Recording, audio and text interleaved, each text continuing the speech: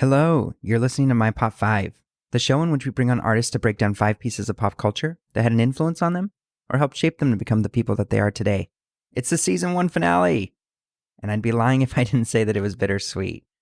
I was nervous before launching the show that I'd never make it past a few episodes, but here we are, 4 months and 16 episodes later, an entire season in the bag, and I honestly couldn't be more proud. That being said, I'm also at the same time really excited to take a break from releasing episodes and spend some time building what will become season 2. We have a lot of really cool stuff planned, and I can't wait to get started. But season 1 isn't over yet. Today, we have an incredible guest by the name of Ryan Montano. Ryan's an incredible jazz musician with hits peaking as high as number 12 on the Billboard jazz charts, and I've been such a fan of his, and so I felt so lucky to have this chat with him.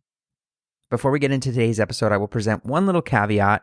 We did have to record this interview over Zoom, so the audio isn't as clean as you may be used to, and we had some connection issues towards the end, so we had to cut a big section, and there are a few clumsy transitions where it sounds like we don't know what we were doing, but it's because we had to cut so much because of the lag and some of the Zoom issues, but there were so many good moments, and we really loved this chat and wanted to keep it and felt it was a good way to close off our season. So let's get into it.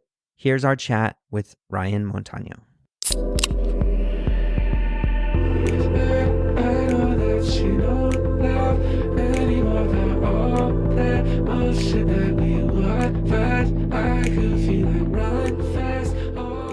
Hello, everyone. Welcome back to My Pop 5. We are here with an incredible guest, Ryan Montano. Ryan is an incredible trumpeter, songwriter, recording artist, and he is also an incredible filmmaker. He does a lot of work behind the camera, behind his trumpet, and I'm just so thankful that you're here. Ryan, thank you so much for joining us. Awesome. Appreciate the opportunity. This is cool. You guys have a really nice professional setup. It's cool. From the email to the countdown to everything. It's good. It's good stuff. Thanks so much, man. Just for the audience as well, Ryan has an incredible list of tunes and discography out there thus far. His most recent release, Soulfully, or at least at one point was top 30 on the Billboard charts, but I think peaked at one point at almost number 12 as well. Is that right, Ryan? That's exactly right. Yeah. Number 12. Can you give your pop 5 with no comment, no context? What did you list as your pop 5? Yeah. Okay. So we have John Mayer, Roy Hargrove, Jamie Cullum, Nolan, Norah Jones. Just to give some background, Ryan is an incredible trumpet player. He and I kind of met in the musician scene back in Albuquerque, where I grew up. Ryan, just for some background on yourself, you also grew up in Albuquerque, is that right? Yeah, born and raised. That's awesome, man. And kind of tell me, how did you get involved in music in the first place? Was it through school band, or what kind of inspired you to pick up the horn? I first got started in music through my dad. My dad is a musician. He's a singer. He's a guitar player. He led his own band. He's really into classic country music and kind of the Great American Songbook. So growing up, he was always encouraging me to sing, to play guitar. I started on the recorder, that little plastic flute type thing. I actually got really good at that. I practiced that a lot. Yeah. And I learned all kinds of Disney songs and whatnot. My family, I come from a big family, 5 brothers, 2 sisters, mother, father, cousins, aunts, uncles, everything.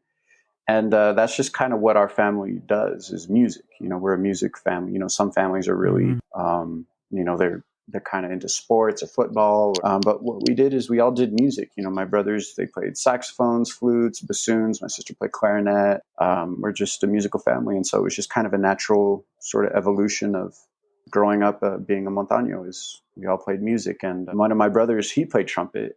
I decided to follow in his footsteps. Trumpet just always kind of felt right. It's a lot of people say with their instruments, you don't choose the instrument chooses you. And I think I could agree with that a little bit. I feel like I have a good connection with the sound of the trumpet. Kind of how I interpret music through the trumpet feels really, for the most part, pretty natural. I play a little bit of the piano, and I've been playing piano for years. I'm not like visually and tactilely, it's just hard, for me. And I was like, I'm just not very good at piano.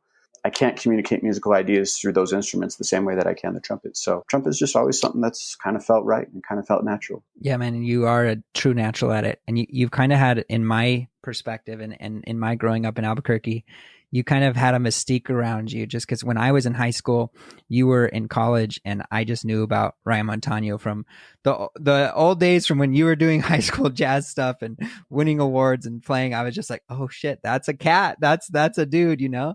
And so Oh, I I remember the first appreciate time I that. actually met you, I was playing at a gig at Hotel Andaluz, and it was like a little combo night that I was doing with the jazz group there. And you walked up with your horn to set in, and I'm like, oh shit, there he is. My gosh. And then you called Misty or something like that, and we played Misty together, and I was just like, oh fuck, like this dude who I just was like, he's so good. And then you just showed up at a gig I was playing, and sat in on a tune, and it was so cool to kind of have that experience. And we have since played multiple gigs together, and I always love playing with you. You're so gifted at what you do. I appreciate that, bro. Likewise, you are as well, man.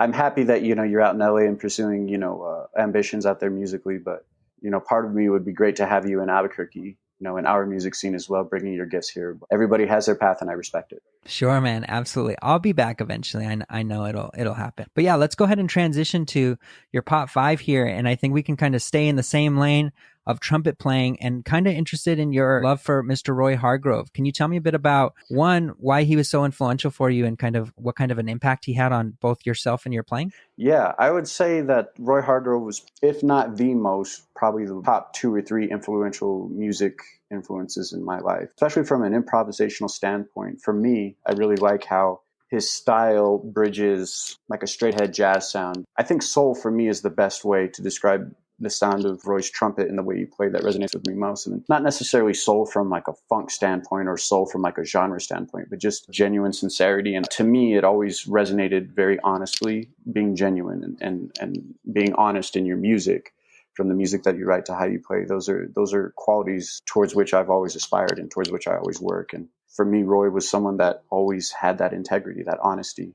And so I think that's, first and foremost, that's what's resonated a lot. Sometimes I'll hear a lot of musicians or trumpet players that there's a, how do I say it? There's a certain goal that they have when they're improvising, unrelated to the music, whether that be, to make a statement to the audience, like I'm the man, watch me, or they want to be the highest, play the highest notes, or they want to, they're kind of doing it for reasons, I feel, other than preserving the integrity of the music. And that's never really resonated with me.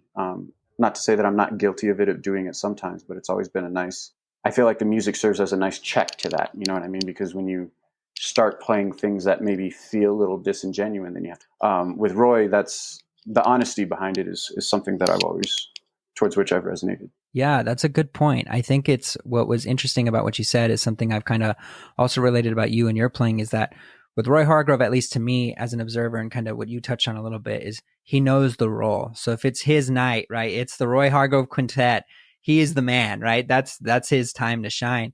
But then also when he's playing with Christian McBride or Sonny Rollins or D'Angelo even, he knows his role and is fitting that role and playing that role perfectly. And I know you do a lot of work both as your main gig with your band, and also this weekend I saw on Instagram you were playing a cool festival as like someone else on the bandstand, and so I've kind of seen that both in your own playing too. Just you know your role when you're here to play, so it's kind of cool to hear that was a takeaway that you had with him and his playing. Yeah, no, I think absolutely knowing your role and knowing how to fit into that role, and at the same time bringing your musical gifts to the table in a unique way, because there's hundreds of trumpet players that people can call for any given scenario, and so they call you for a specific reason.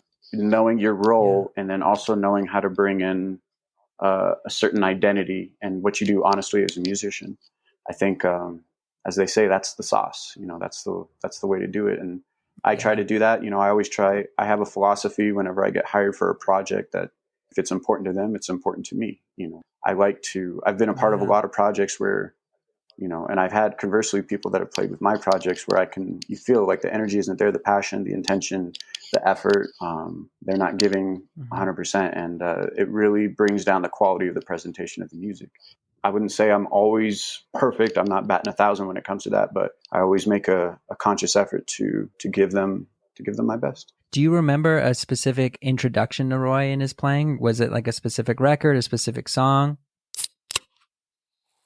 We'll get back to the show in just a moment. No, this isn't an ad read, but we do have a couple things that we'd love to share. I've been getting quite a few questions about how you can support the show. The truth is, you're already doing it by listening. But if you're looking to do a little bit more, the best way is to support our show is to rate, review, and subscribe on Apple Podcasts. Rating and reviewing truly does make all the difference for podcasts. So leave us a review, and in that review, tell us what your Pop 5 is, and we'll read it on the show. Another way to help us out is just following us on Instagram at MyPop5. We post short recaps of the show and include video or music clips that are referenced in the episode. They're some of our favorite pieces of content to produce. Anyway, thank you again for listening, and we'll get back to the show. No, I don't, honestly. Roy is just, he's one for the history books. And so I guess as far as I can remember, there wasn't ever a Genesis moment or a moment where I was like, oh, wow, who is this? It's just, I don't know. I've known about Roy, I guess, forever. I mean, his impact I feel is going to be felt for years, for decades, for centuries. I mean, he's one for the history books. So.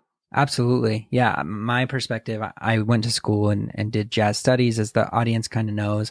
And I was really hitting a place where I was really burnt out with bop and hard bop and even cool jazz in some sense. Like I was kind of over it. And I put on the Ear Food record, and much like everyone, I heard Strasbourg for the first time. And I was just like, oh shit, what is this tune? Like just from the start of the bass and then that lick with just him and the sax player and stuff. It was just like,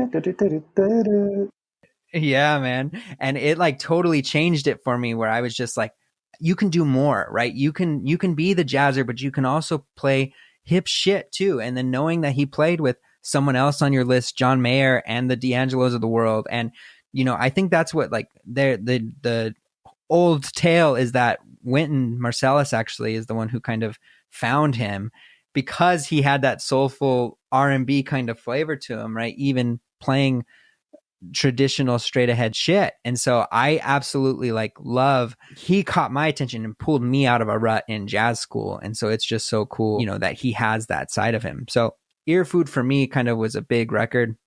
And then his Havana record, like the Latin jazz record that he did, like so many cool moments with him and his. Yeah, absolutely. I mean, that Ear Food, to me, I consider that, for me, one of my favorite albums that he's recorded. The Havana one, that just goes to show his diversity. And, he talks about it in interviews of the people that he studied with, to make that album, Changuito and a bunch of other Latin American musicians. And, he did his homework, and it came through very honestly. And then from there, he was able to do another genre blending project with the RH Factor series, which I really love. He did it honestly. He had a genuine love of the sounds, those styles, those languages, and he approached the creation of that music around that passion and with integrity. And I think that's why it works. Yeah. What are some of your favorite tunes today of his? Star Maker, I really, really like. I think that's a beautiful ballad. That's off of the Ear Food album. Hold On, I actually do that one with my band now, from Distractions, from the RH Factor Distractions. I really like that one. And that's like the whole reason I brought vocalists into my band. It was that song. I would sit there and I was like, man, this would be really cool to have like my friends. We could sing this. And then I started singing the third harmony, and I have like two vocalists that were, we just blend together really well. Like, I'm not an amazing singer or anything, but I like singing. And so it's fun to sing the 3-part harmonies, and we do that song, it's in D flat minor, which is cool because that's a key that traditionally I don't play a lot in. And so it's nice to get, some harmonic practice in a different key. It's also nice to sing and to, do a style that I like to play. So that's so cool, man. Yeah, I can hear as you were talking through it. I just I've played with you, and I can hear the sounds. And then I, of course, know almost everyone that's in your band with you, and their sounds and stuff. So just imagining your take on that tune, it gave me chills a little, even though I haven't even heard it, just, it was cool how you kind of explained that. Who do you currently have in your band with you? Who's singing? Currently, I have Rebecca Arscott. She does kind of all the female lines, and then Andrew Cooper's doing the male times, because Roy had Renee Neuville, and on the RH Factor stuff. And so, like I said, I'm not trying to be a RH Factor tribute band or whatnot, but I've always liked that song, Hold On. And so I was listening to it, and I was like, man, I got to bring in some vocalists. It was just going to be just for that one song, because for a jam session that we have in town, I was like, yeah, you should guys come, let's sing this one. And then from there, it just felt so good singing the harmony. So we added some other tunes. Now we're writing some tunes. But yeah, Andrew and Rebecca are the main vocalists that are singing with my group. They're both so good, man. And Andrew has such a cool energy on stage. Like, he was one of my favorite dudes, like, to play gigs with, just because of he gets audiences going, man. He's got a thing, man. He knows his stuff. He's the truth. Yeah. He's the truth. I call Andrew the truth because, yeah, he's just so talented. He just started singing like 5-6 years ago. So like he was in a band and he was just kind of helping them out with some roadie stuff. And then it's like, hey man, I want you to sing. He's like, what? So he learned all these songs and naturally gifted, a gift given to him by God for sure. And he just takes off of it. He sings his butt off. He entertains crowds. He's a good dude, good business person. One of my best friends. He's good people.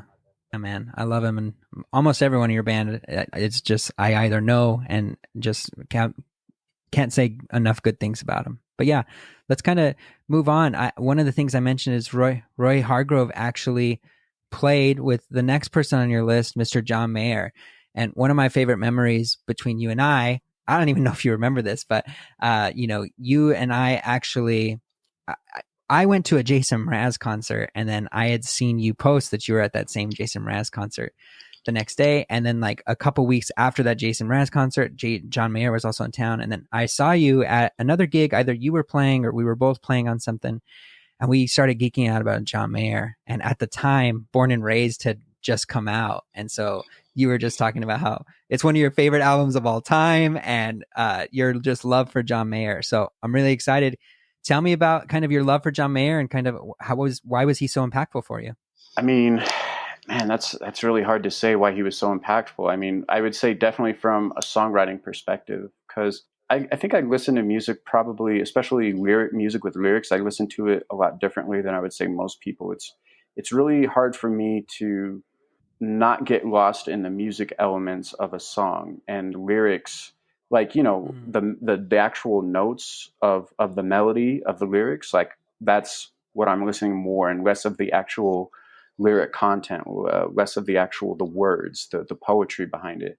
And I know, for a lot of songwriters, that's kind of what differentiates them. But for the most part, when I'm listening to songs and songwriting, I'm just listening to like what the music, how do those textures feel, like what's going on beneath, the standard instrumentation. Usually it's drums, bass, guitar, piano, you know what I mean? Like the standard rhythm section. And it's like, so that's kind of the modern formula for a lot of songwriters. I would, probably the majority of songwriters is like, that's the foundation of the instrumentation for a band. And so to me, I was always really enamored with what are the textures going on beneath? What are the what's happening on the pre-chorus? How are you differentiating? How is the chorus? Why is it so much more impactful? Are they layering the vocals? Are they adding, like a steady harmonic line that kind of sits on the chorus to help it pop? Are they moving to the ride cymbal? Are they changing from the cross stick to the snare? Like all those little things are what I listen to when I listen to songs and when I'm looking for inspiration with songwriting and whatnot. For me, John Mayer was someone that did all of that in a way that resonated with my musical soul. I think because he has such a strong musical knowledge, and I feel like a lot of songwriters are really focused on the content of their lyrics. That's why John Mayer resonated with me, because while he did focus on the content of the lyrics, it was the musical integrity underneath that I really resonated with. And so as an instrumental artist, when I write songs, it's influenced by that integrity, that depth, you know what I mean? You can, every song is different, but I like kind of going outside of the structure of your diatonic notes, your ones, your fours, your fives, your twos, all that stuff like that. And different, but not getting too far into the weeds for the sake of being harmonically sophisticated. Just something that feels good, that feels honest, and that feels different. And then how can I sit my trumpet on top of that? What is the melody do? Like, what am I trying to say? And I would say over the years, my songwriting has changed a lot. It's a never-ending search, I guess, or another never-ending process for when you write songs. I used to write songs exclusively off of the piano, and then from there, I kind of moved to doing it with, sometimes the genesis of a song would be a drum groove, or sometimes it would be a horn lick. Sometimes it would be a guitar riff. My greatest song, Gemini, was built off of guitars. That's the whole foundation of the song. So, that's just John Mayer sound is just something that always resonated with me. Man, that's awesome. So eloquently put. And I think a lot of people don't even know just how incredibly gifted he is as a guitar player, right? Hmm. As much as everyone knows him for whatever, pick any hit that he's done, whether it's Clarity or Who Says or anything, right? He's had like dozens and dozens of hits at this point, but not recognizing just how skilled he was and his history as a guitar player and as a musician. And that does, I think, kind of translate into he's kind of an amazing intro pop artist for people who are musically trained. Because I remember my first time when I was first trying to learn guitar and wanting to play some sort of John Mayer tune. I don't even remember which one it was anymore. And looking up the chord sheet, and I'm like, oh, there's no fucking way I can play any of this, just how complicated the chord structures were, and sevenths and ninths and all these things. And it was just like, it's amazing from after I go to music school and can understand what he's doing. But for the outside listener, no one really knows, but it is just awesome how you can understand what he's doing from a harmonic and melodic perspective outside of the stuff that might be palatable for a general pop music listener. And so, yeah, really good point. And I think totally true what you're saying, even like what he does with his vocal melodies that's so unique. So anyway, I got to ask, is Born and Raised still your favorite John Mayer record? Still my favorite one. I was sitting at home and he put out the new album. Sob Rock. Sob Rock, that's what it is. It has a very 80s influence for sure, and it's just, for me, that's not really. There's a few good songs on there. I wouldn't rate it as my top John Mayer album, and I was saying that I was going through song by song on my Instagram stories, and then we were talking about what's your favorite John Mayer album, and I was like, well, everybody like says Continuum, like that's, oh yeah, Continuum, and that's a great album. I love that album. I actually would say that that's his. For me, that's my third favorite album of his. The second one is The Search for Everything, because I was listening to that one a lot. That was in 2017. Oh, yeah. I was listening to that one a lot when I was living out in Hawaii. And so like I just have a lot of nice memories associated with that album.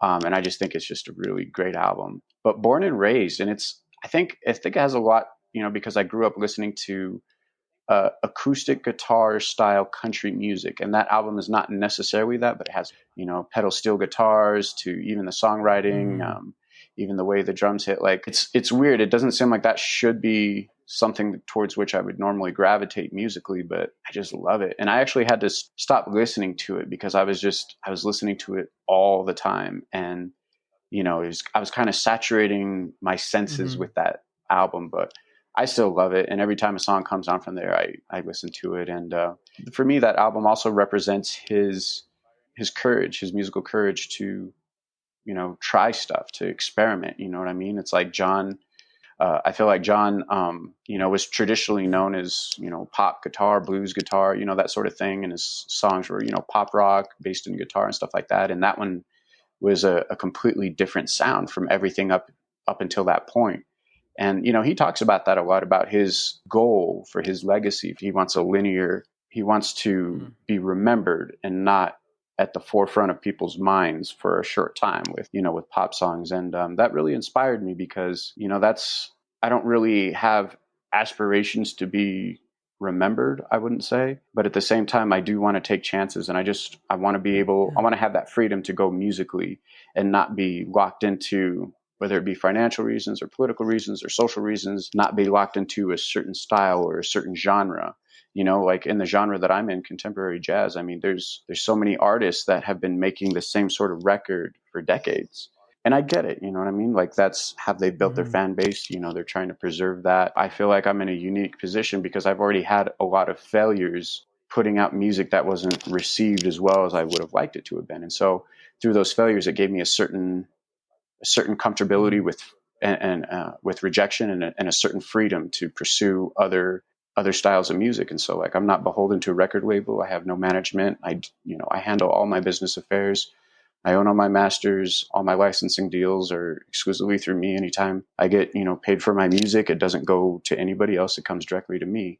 And I'm thankful for all those failures. And a lot of that, not 100%, but a lot of that came from seeing artists that I admire, like John Mayer, be courageous to take chances and to try stuff, try to be different. And I admire that. I admire different. I like different. Absolutely.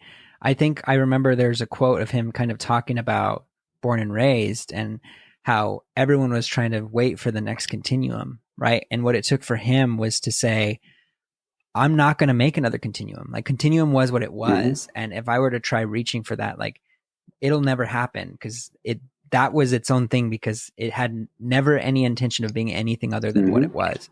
And so like he kind of had to shift his perspective in terms of what he did for Born and Raised. And so I'm wondering too, you've kind of had one of your most successful tunes ever with Soulfully kind of recently.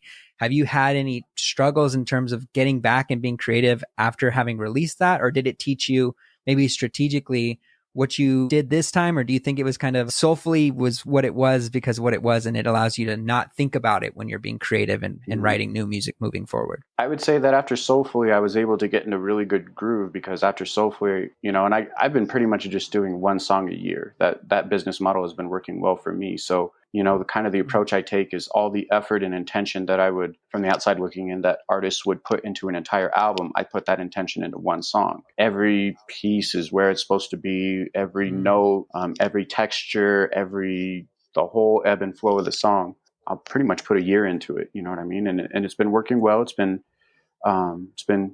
feeding me, keeping the roof over my head, and creating opportunities. So, and with Soulfully, that was an interesting song because, I had been putting out musically adventurous songs to the genre in which I was most recognized, and the genre was not responding for 2 songs in a row, and you pay for radio promotion, you pay for manufacturing of they're called mailers. You mail out, actual physical CDs to the programming directors, because that genre prefers that. They prefer that tactile. They tell me they like to have something physical in their hands. So, you pay for everything, and it's expensive. It's not cheap. And so I had spent, a good chunk of money trying to promote these 2 songs that just weren't received. They didn't generate money back, so I can keep, doing music as a living. And they weren't really opening doors in terms of like festival performances, because usually if you put out a song and it does well on radio and people recognize it and it gets picked up by Sirius XM and Watercolors and whatnot, people hear that because they have big audiences, and they, they'll reach out to you usually on social media and be like, hey, I heard your song on the radio. I'd love to, be a part of this. But I was putting out all the songs and none of that was happening. And so with Soulfully, I basically said, okay, I'm just write this song how I want to write it and how it feels right. And if this genre doesn't respond to this song, then to me, that was a sign that I needed to put my energy and intention into other avenues of getting my music out there. So basically when I released that, I said, all right, gave it up to the world, to the universe, and said, whatever is meant to happen with the song is going to happen. And if it doesn't work out, then, that's a sign. But it ended up doing really well. It's been my most successful song to date. And, subsequently, I put Gemini, which is my most recent song, after that, and it's doing really well. And I think I'm glad that I had those failures, because like I said, it kind of removed that fear of a failure. I put out a song called Burning Boats in 2017 when I was living in Hawaii. I wrote it and composed it out there. It did moderately well, but it didn't it did moderately well, but it didn't make Billboard. Yeah, so I put out Burning Boats, and it didn't do well in terms of getting on Billboard and getting, the nationwide recognition that some of my previous songs it did. And that was the first time I ever experienced failure in that world, in the radio world. I just remember being really devastated. I was like, how can they not see how good this song is? Why isn't everybody playing it? That gave me the courage and kind of the freedom to be like, okay. And so when I got to Soulfully, and it was like, okay, this is kind of, I was looking at it as, for lack of a better term, the last hurrah. I wasn't going to chase the playlists. I wasn't going to chase the position on lists. I wasn't going to do any of that. Luckily it did really well. And then conversely, it set me up nicely, because Gemini, it did really well in terms of, Sirius XM and them playing it and them spinning it, but it didn't make Billboard. But I was like, it happens. It's happened before. It's happened 3 times before. Like, I'm okay with that. There's a lot of freedom in failure, or I should say there's a lot of freedom that comes from failure. Yeah, man. I think it's a really good outlook on those types of moments. And it's great, because I think you hear a lot of artists who kind of don't have that ability to kind of shake it off, and will kind of blame the system or blame everything instead of kind of taking what they can learn from it and those things. And not understanding too that like there are people who heard Burning Boats and loved it. Like, for example, myself, like that's one of my favorite tunes you've ever done. Like I think of that hit at the beginning, the ba da ba ba ba ba, Yep, you know, yep. and I'm just like, oh, it like is such a sick thing, and your band is so tight on that, man. But Yeah, yeah, I think it's yeah, it's an amazing outlook. I appreciate that. Yeah, no, for sure. I mean, and that lick for Burning Boats, that's that's to me that's a textures lick. You know what I mean? Because it's not part of the main melody, but what it was Mhm. supposed to do was serve as a recognizable foundation. That's like sort of the first harmonic element that you hear of the song. And so that lick has a purpose in terms of Mhm. texture to be a melodic hook, a melodic foundation on which the listener can stand. Um, and so, yeah, I'm glad you recognize that. That's cool. What is interesting to me about you being an instrumental artist, being a trumpet player, is that you obviously have an interest being, the band leader, and being, you mentioned earlier, there's all of these different things that you pay attention to as far as what is the drum groove doing.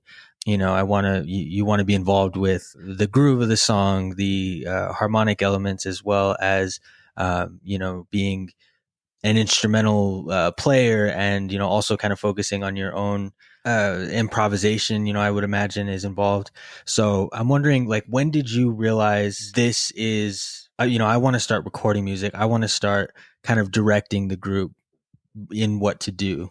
Because I think it's a particular part, or there's a particular desire, and not every musician has it. Some people might rather want to play in a band and not necessarily compose for it. So when did you realize that that's what you wanted to do? Yeah, that's a good question. I'm not too sure if there was ever a specific moment. It was just something I always knew that I kind of wanted to do. I remember I used to get frustrated because when I first started playing music professionally in Albuquerque, the only gigs that I would get were the ones that I booked for myself. It's like I wanted to play and no one was ever giving me any calls. Granted I was 16 and I wasn't, I had a long way to go before to earn the title of professional. But, I would get really frustrated by that no one would ever call me to play. And so I just said, I'll just book it myself. I'll just book these shows myself. And I think I made the decision to really make trumpet what I want to do when I was 20. I was out in Boston and I was playing with this corporate band and, top 40 stuff and whatnot. And it was cool because they would fly you out to different places. And we had done like a 9-day tour doing some corporate stuff in Maine. And then we did Boston, and then we flew out to Oklahoma, somewhere, I think like Oklahoma City. I don't know, this was a while back, but I remember being in Boston, and it was in this place called Copley Square. I was in the Marriott, and it was cool because my room had this overlooking view of downtown Boston, and just the Copley Square and all kinds of lights and bars and everything. And I just remember sitting there. I had my Harmon mute and my trumpet, and I said, "Okay, this is what I want to do, and I'm gonna dedicate myself towards practicing to be the best that I can." And like for a while, I would practice because it was a way of I wanted to become the best that I could because it was a way of dealing with rejection and earning vindication. I had something to prove. I would say that I got a lot of resistance to what I was trying to do. A lot of people would look down on it and talk bad about it and whatnot. A lot of that motivation was, well, I'm going to show you guys. And then a lot of it was also a passion of loving the music, but it's just something that I always felt that I wanted to do. And so my first solo concert as a songwriter and as a trumpet player was 2009 at the Outpost Performance Space. And then from there, I just dedicated myself towards, reaching out to promoters, to booking agents, to festivals. I remember even one time I called Live Nation pretending to be a reporter, or no, I called Chris Bodie's management, pretending to be a promoter, and that I wanted, or pretending to be a reporter, that I wanted to interview him. But the whole reason I was calling his management is because I wanted to find out who the promoter was, So that way I could call the promoter, introduce myself, send them my music, and hopefully have me open up for Chris Bodie. Because like I couldn't find it anywhere online. I was like, how can I find out who this damn promoter is? Wow. So I just called Chris Bodie's management. I was like, oh yeah, my name is Ryan. I'm with the Daily Lobo, and I'll be potentially doing a show doing an article on Chris Bodie. I said, I just want to get some preliminary information. Who's promoting it? And they're like, oh, it's Live Nation. And then so I was like, okay, do you know who the actual promoter with Live Nation is? It was a female. She gave me her name. And I ended up calling. I was like, hi, my name is Ryan Montano. I'd love to, be a part of this concert. And she goes, well, we'll talk to the management and blah, blah, blah. And I don't know if word ever got around. Like, I thought that dude said he was a reporter, not a trumpet player. But yeah. I don't know. Like, I've done, I did a lot of things to earn what I wanted. But I actually stopped chasing that stuff about a year and a half ago, because for probably 10 years, I was just reaching out to anybody and everybody I could to generate live performances. And I would get some success. I'd get, 3 or 4 festivals a year, a few nightclubs and whatnot. But the amount of effort and intention I was putting into it was not manifesting the results worthy of that energy. And there were 2 kind of aha moments that really resonated with me that made me realize, okay, this is not the right path. This is not where I'm supposed to be going. And one of them was, I had tried for a year and a half to get booked at this club called the Perfect Note in Birmingham, Alabama. And I had reached out to the promoter, to the owner of the club, on email, phone call, Facebook. Every time I had a performance, I would send him video of me performing, hey, this is Ryan. And sometimes he'd get back to me, hey, Ryan, keep sending me stuff and whatnot. And I spent a summer out in Nashville. And when I was on Facebook, I was out jogging. And then I went on Facebook. I took a little break and I saw that he was on Facebook Live. He was like, oh, I'm here at this place called the City Winery. And I said, I'm going to go introduce myself to him. So after a year and a half, I finally got a chance to stand right in front of him. I went up and introduced myself. I said, hi, my name's Ryan Montano. I've been emailing you for, about the past year and a half. I just wanted to introduce myself in person. He goes, Ryan, yeah, man, I know you. I said, I really admire your tenacity. I'm going to bring you in before the end of the year. And so I was able to finally get the gig at this prestigious jazz club, the Perfect Note. So it took a year and a half, and I finally earned it. When I went to do the show the night of, I had 7 people buy tickets. The band almost outnumbered the people in the audience. And I remember driving back from Birmingham. It's about 3 hours south of Nashville. And I just remember being like, wow, Ryan, a year and a half, all that hustle, all that work, and that's the result it manifested. And I said, okay. I didn't make any decision or make any judgment on it at that point, but it definitely stuck in my mind. And then at the end of 2019, I was, usually around August, October, November, December is when I would start, the majority of my push to get festivals for the next year and performances and whatnot, because I usually book that stuff in the winter for the summer series. And so I had a particularly bad encounter with a promoter that for 3 days I was really, really upset. I was angry, and I remember thinking to myself, if I ever see that motherfucker, I'm going to blankety blank and I'm going to do this. And I remember thinking, okay, Ryan, that's this for 3 dude. This dude has been living inside your mind rent free. And in combination with the experience in Birmingham, Alabama, that was when I had that epiphany. I said, this isn't the path. This isn't the way. I told myself what I need to do is I need to double down on the things that have been producing fruit, have been producing results. And for me, that was writing songs. And so at the end of 2019, I decided to shift from trying to get gigs to, I said, fuck it. I'm just going to write songs and put them out. And that's when I finished Soulfully. And it took care of me through the pandemic. And it's still taking care of me to this day.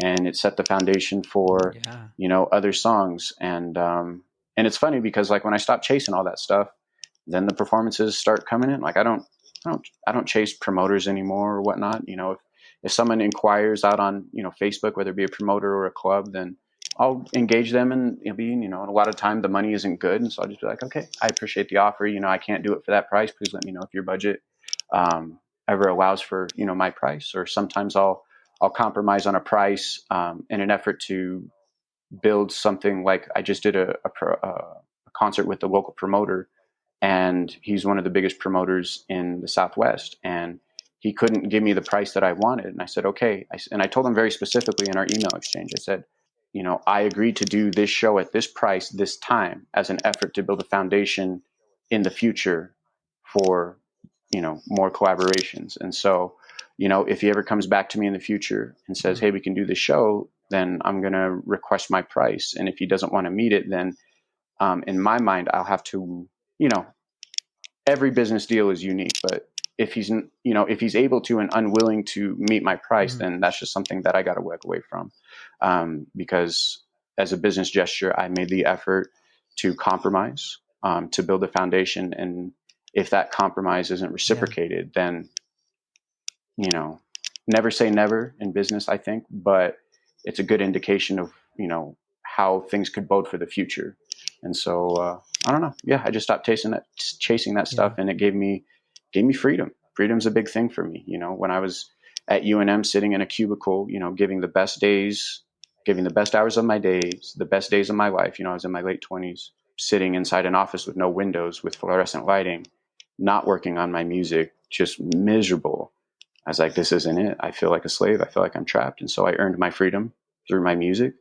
And coming up in January of 2022, it'll be 5 years that I've been exclusively making a living through my trumpet. So I'm really proud of that. One of your biggest fans over here. That's Appreciate that, bro. Thank you. I'm going to go ahead and transition. We don't want to keep you too long. Sure. But I know you have a bit of a film background as well in terms of making videos. I know you made some videos at your time at UNM as well. What kind of made Christopher Nolan so impactful for you? Why do you love him and his work? And I mean, I have a lot of influences in the world of film, but when I watch Chris Nolan's films, Interstellar, Requiem for a Dream, Inception, he's a dude that I respect because he pushes the envelope. And what I've found, in my professional experience of making professional videos is that just like music, there's a gamut of talent. You know what I mean? And I've encountered a lot of people that are directors, and their motivation is yelling action, even though usually that's the second assistant director, whatever. But, they like that saying action. They like people telling them what to do. That's their passion. That's their motive for creating visual art.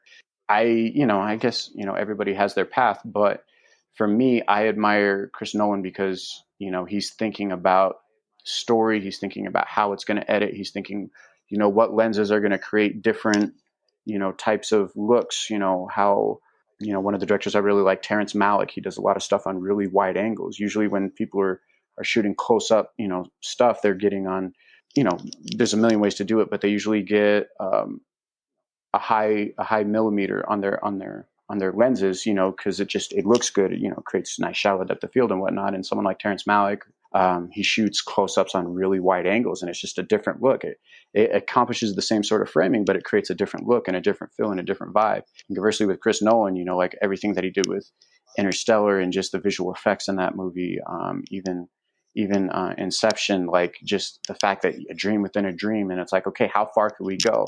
And then what's the consequence of going deeper and deeper is that you lose time. You know what I mean? With Inception, like I really love those themes, and I really like that there's like a deep intellectualism. I don't know if that's a word, but there's a deep thought process to what he does and a deep love of the art. And there's an honesty that comes to it. Like at the end of the day, I really am influenced and enamored with honesty. Like you could just feel it. Like you'll hear musicians that are playing with honesty. You hear musicians that are playing with other motives. You see it in movies that are just made honestly, like a lot of the blockbuster movies, there's always some sort of, it's like, I feel like they check the boxes, there's got to be a love interest. There's got to be, big theatrical climax in the third act where the explosions and whatnot, like I like movies, and I just like anything that's done differently that goes against the status quo. Maybe I have a little bit of a contrarian sort of nature, but I don't know. I just like stuff that's different. Yeah, man, I agree. I think what's also very interesting is it's almost contradictory in the sense that what you think of when you think of honest films is like small indie pictures that you would see on like an indie screen or like on the indie section of Netflix, for example, or the DVD that you found at Blockbuster that was not near the newest releases and stuff, But Christopher Nolan's kind of bridged that where you get that true, honest, unique intention, but it's still big. And for me specifically, I don't want to see a Nolan film unless it's in theaters, right? Like when Tenet came out, I drove like 3 hours away to a movie theater where they were open because LA didn't have any theaters open, because I'm like, I'm not watching this in the theaters, So like he has these like, it's big and you need to experience it big while it's also honest and all those things that you mentioned. What's your favorite Nolan film? I'd have to say Interstellar for sure. I don't know what it is about that movie. I just love that movie. I've seen it so many times. I also like James Cameron stuff. I love the movie Avatar. I really like science Mhm. fiction stuff. I don't know why. Robert Zemeckis, Back to the Future, Forrest Gump. I like all those Yeah. stuff. You know, like I don't know. I like science fiction. I also like a lot of YouTubers. You know, that style of filmmaking. They call it like travel videos, but basically like, you know, they'll go to like a fancy location and they'll just create. It doesn't necessarily have a story, but it's more about the visual dynamism and the editing prowess, I guess you can call it. Like there's this one. Mhm. It's a short film called by a director and a filmmaker. His name is Leonardo de Lissandri, and it's called The Watchtower of Turkey. And it's like I think it's like a 4 minute, 5 minute thing, but just the Mm. edits on it are just Mm. incredible. And every time I watch it, I learn something new about editing. And it's like I like that style of filmmaking as well. And that's actually a style that I would say I closely incorporate when I make videos is that sort of, you know, Watchtower of Mhm. Turkey, you know, contemporary edits. I don't know. I incorporate that a lot. You know, obviously every project is different. You know, sometimes the client, they're just going to want, you know, on a tripod, you know, and cut back and forth between medium and close up. And, you know, that's it. That's an easy day at the office. I always like the clients and I Mhm. like the artists, you know, that I shoot music videos for. I like when they like to push the envelope a little bit. And like one of the music videos I did for Stephanie Hatfield, a Santa Fe Mhm. artist, I really like how that turned out because like we just had fun with it and we're going to be creative. The very first shot, I shot that on a 24 to 105 millimeter lens. And I upped the exposure. I blew out the entire Mhm. shot because I just liked the look. She has really intense blue eyes, and everything around her was white walls and then a brown piano, and then she had on a blue shirt with blue eyes, and that color palette of white, brown, and blue over when I Mhm. overexposed it and just bumped up the f-stop a whole bunch, and it was cool. Like it set the whole tone for the music video, and it just made it was different. And I got to have fun editing it, and it was different. And I'm really proud of that one the most. I have it on my website, and it's like I like doing stuff like that for sure. It's so cool to hear you talk about film too, because like everyone knows you for your trumpet playing and how gifted you are there, but it's so clear you have an eye and a gift for Yeah. filmmaking as well. So jack of all trades almost. There was also a point in, I don't even remember, it might have been during the pandemic or right before it, maybe it was when you were in Nashville, that you had like a cooking streak as well on your Instagram. And so you were like kind of posting all these meals and stuff you were cooking and stuff. So I'm like, man, you got it all, man. You're doing everything. Yeah, no, for sure. I would get a little frustrated with the video creation side of things because that was something that always just came really naturally. And I think because I didn't have any creative emotional ties to it when I was first starting out, I went to Mm-hmm. UNM. I was going to major in music, and after 2 weeks, that style of learning music was not something I wanted to dedicate money and time towards. So I was like, well, I need to do Mm-hmm. something, and I had Yeah. worked in radio a little bit, and I was like, oh, I'll just get a degree in journalism, and then I taught myself like motion graphics and how to shoot a camera and how to edit. And it was just whenever I had a question, I could either ask somebody or I just went online and was like, okay, how do you crop video, or how do you do rotomats or whatever? Like the University of YouTube will teach you everything you need to know. So, whereas with trumpet, I had a really emotional stubbornness, I guess, with it. It's like, I want to learn it this way and I want to create music this way and I want to write songs this way. I think part of the reason why I maybe got a lot of pushback when I was first starting out is because I wouldn't take help from anybody and I didn't want it. And there was some Mm-hmm. benefits to that and there were some drawbacks to that. But with making videos, it was just like, okay, how do I accomplish this goal? Okay. And so, I was able to pick it up and get paid to do it, become a professional pretty quickly with it. Whereas with my music, it took a lot longer, but I would say I have more of a distinct voice with my music than I do with the videos. Well, awesome. Well, we're kind of running short on time. I don't want to keep you too long. We got two more things to get to Sure. here. So let's kind of transition and talk about Mr. Jamie Cullum.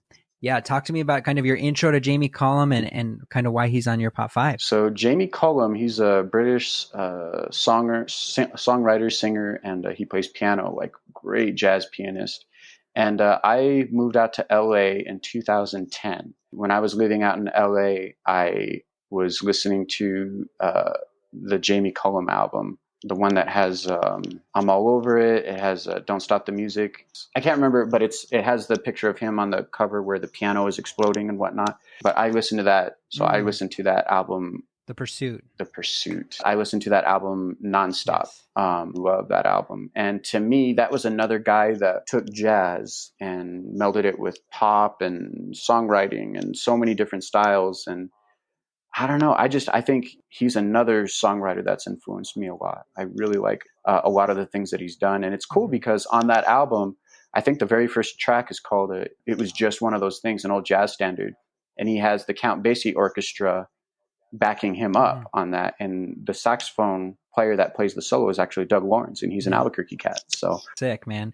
My first exposure to him, like he has like a bunch of like amazing live performances. Like that's kind of what always captured me is like when I was in jazz school, again, I was kind of drawn towards the people who were doing jazz a little bit differently. And that was definitely him. And whenever I came across, he had done like a cover of Pure Imagination that's like really like dark and brooding, you know, and you think of that tune as being so lively from Willy Wonka and then some of the other covers that have kind of existed after the fact.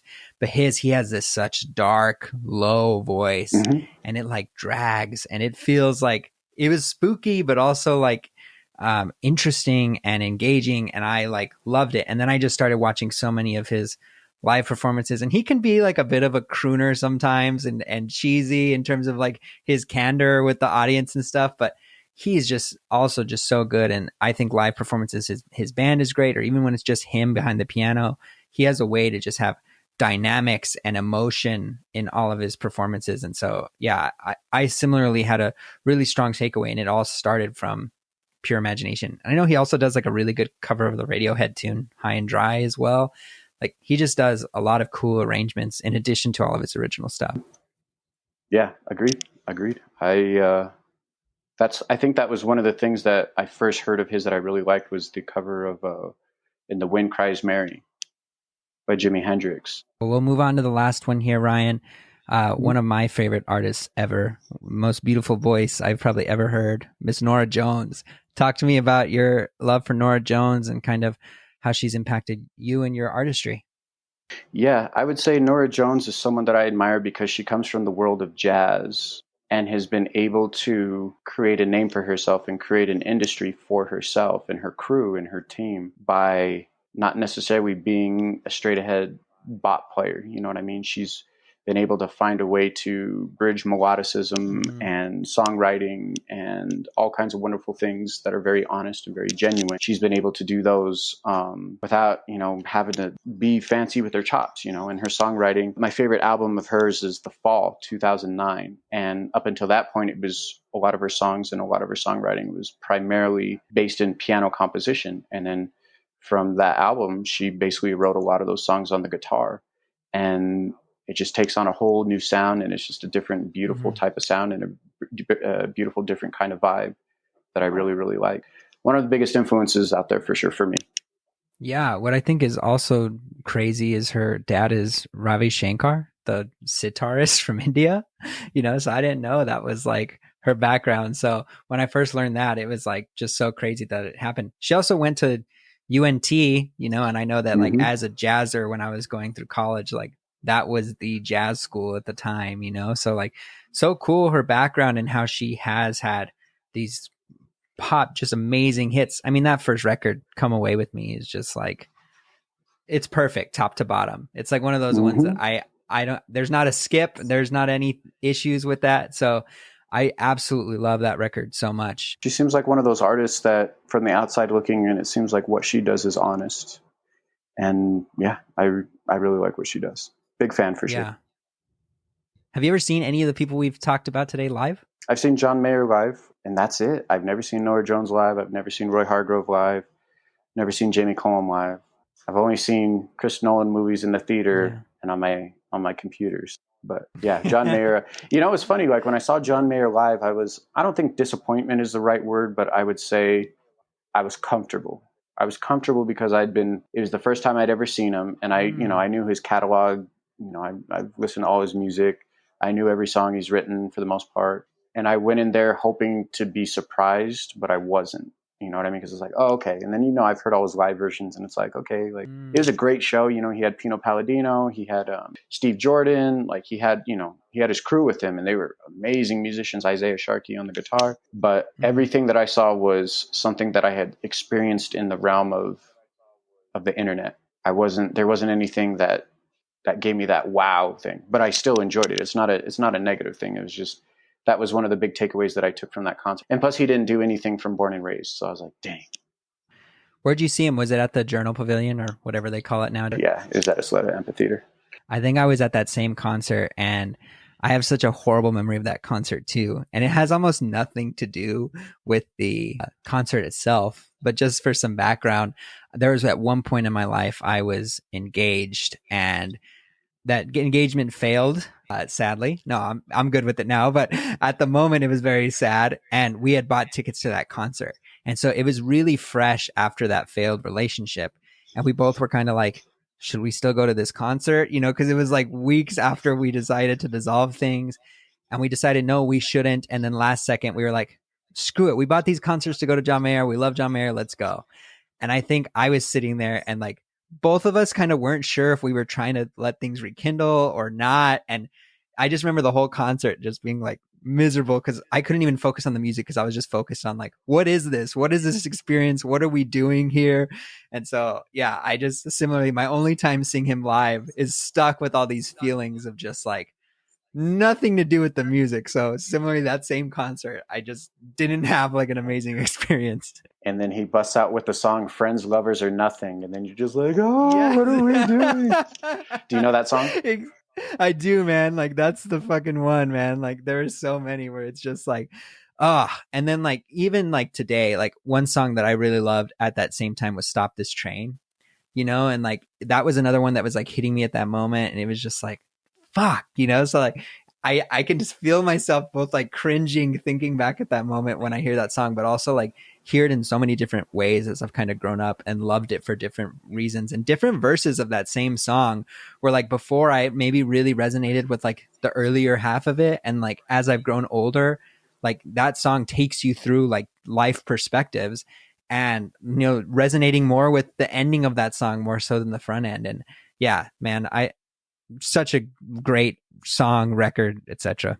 Are you interested in, you know, not only, you know, pushing the boundaries, obviously, which is something you said, but really just creating something that you feel like can a lot of people, or, you know, the masses can relate to? Is that something that interests you? It's a good question. I'll be honest and say that yes, there is a certain element of palatability that I want my music. I don't know if palatability is the right word. I do want my music to be received and enjoyed and appreciated by a lot of people. How I pursue that is of course changed a lot. I had a learning experience when I first was able to transition out of making music just in kind of Albuquerque. When I was able to kind of expand nationally, I had worked with a producer, and we created a song. And the goal of that song, first and foremost, it's called I'd Like That, was to play something on my local jazz radio. There's a radio station here, and I had just finished my very first album called Something Happened Tuesday. And I gave it to them. And at this point, you know, I had been doing shows with my band for a couple of years, and, you know, started networking with the radio station. And I wanted them to play music for my new album. And they said, we can't play it. It's too commercial. And so I ended up doing a concert opening for, she was a saxophone player. Her name was Jessie J. No. Yes, I opened for Jessie J. I was able to meet the promoter, and the promoter introduced me to the producer out of Denver.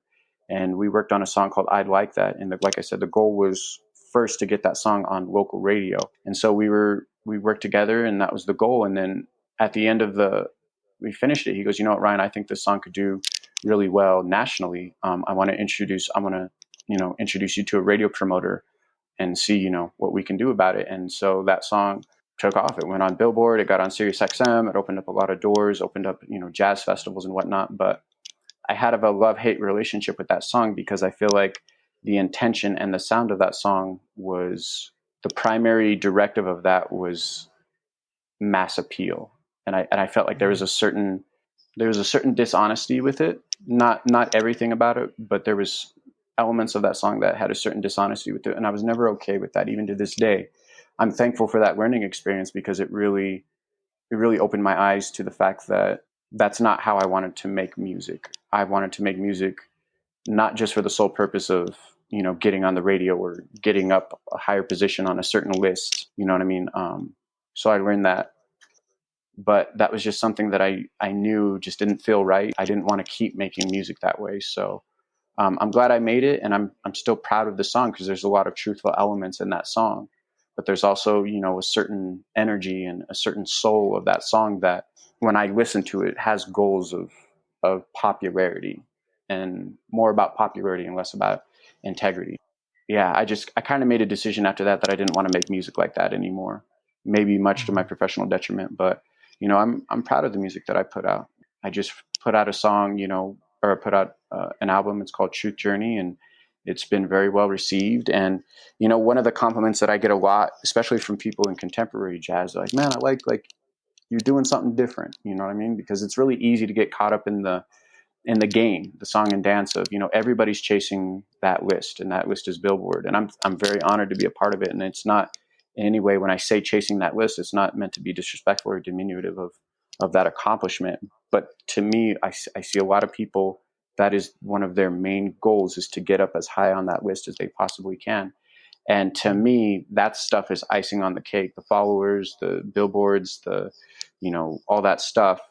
To me, if you do the music and honestly and take care of it with integrity, all that stuff will work out. I was having a conversation with one of my friends, Camilo, and you know, I had never really looked at my Spotify or anything like that. I never really gave it much time or intention. And then he's like, "Yo, man, how's your Spotify doing?" And I was like, "I don't really know." And we went and looked at it, and it had, you know, it was doing really well, and it even caught me by surprise. I was like, "Oh wow, I didn't know people were listening to it."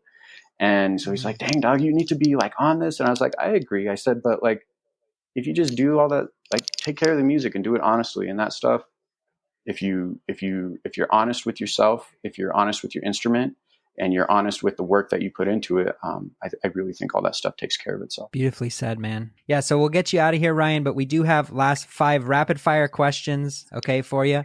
First one here, if you could be on a reality TV show, what would you choose? Damn, reality TV show. Does Jeopardy count? Is that reality TV Jeopardy or no? counts. Let's do it, baby. Let's count it. If people have never consumed any of your pop 5, what is the one that you would want them to go experience right now?